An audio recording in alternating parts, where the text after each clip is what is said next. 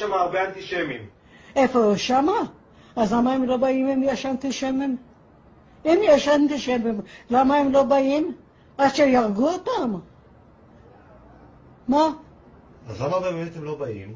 למה הם לא באים? הם אוהבים כסף, יהודי אוהב כסף. יהודי זה רמאי.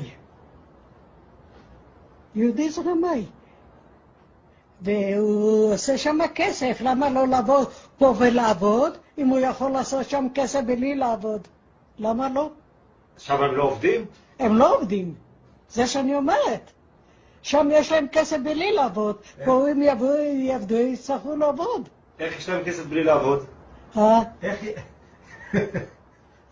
איך יש להם כסף בלי לעבוד?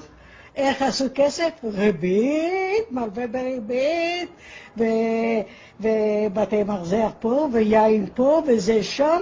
זה הם יודעים, יהודי יודע את הפוילשטיק האלה. יהודי יודע את הפוילשטיק האלה. אני אומרת לך, אני היהודי האמיתית.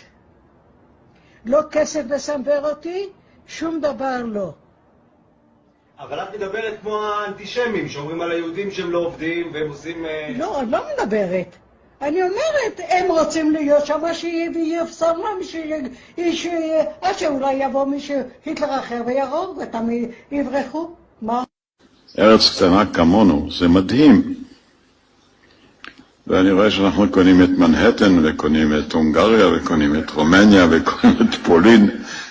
אז אין בעיות לנו, אני מבין שהכישרונות והקשרים והתנופה מגיעה כמעט לכל מקום. וזה באמת מעניין.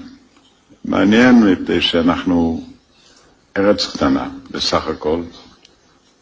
וכנראה שקשה לנו מאוד יהיה להיות ארץ תעשייתית.